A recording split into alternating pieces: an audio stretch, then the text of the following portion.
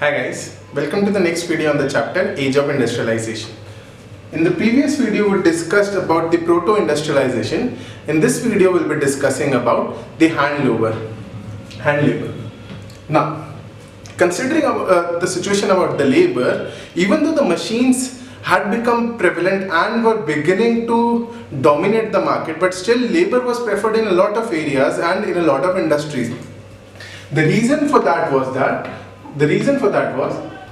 first of all, there was high availability of labor. Since a lot of people from villages and countryside had moved to the cities, so there was a lot of labor for the industries.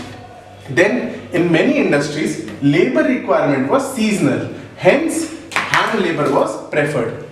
So they went for laborers, like industries like gas works and breweries, which generally worked in the cold months, and bookbinders and printers, they generally were used in Christmas period. Then ship repair was in winter. So all these industries generally preferred labor because labor was seasonal and they could save a lot of money in the period when it was not needed. Now, some products could only be produced using labor because labor always produced mechanical and standardized designs. So standardized goods were produced by the machines, but for a lot of products there was intricate design involved. So for that only labor could do it. Another thing was that the upper class here preferred things produced by hand. So they preferred things which are produced on hand. So this symbolized class for them. Machines would manufacture standardized goods, but customized products would be provided only by handmade products. So this is why handmade goods were preferred by the upper class.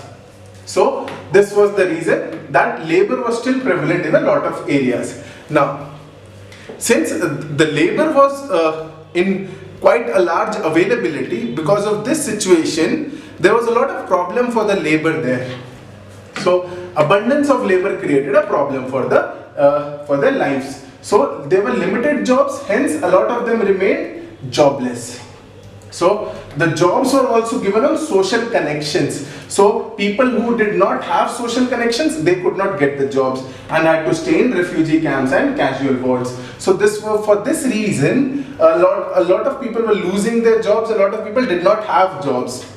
Then prolonged periods without work. Since a lot of jobs were seasonal, they could not get employed throughout the year. Even though the wages were increasing because the demand for goods were increasing, but still the real value of earning was still low because products were getting costlier. Then on top of that, living was getting costlier, hence the real value of earning was really low. Also, wages were paid on the basis of number of days which they worked, hence this fluctuated regularly. Hence, they could not earn as much as it looked on paper with the increase in wages.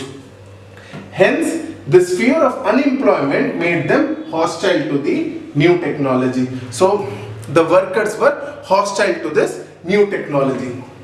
Now, even though this was going on, but still labor situation had significantly improved in the 18th century because a lot of development was going on in the towns and cities. So this created new opportunities for the labor. So new opportunities for workers were created, such as the road widening projects were involved. Because of this, a lot of labor was needed. New railway stations being made, railway lines were extended, tunnels dig, drainage sewers, rivers embanked. So all these reasons led to a lot of new construction work and a lot of labor being involved. Hence this reason was sufficient for them to again get employment. So this is all about the labor situation.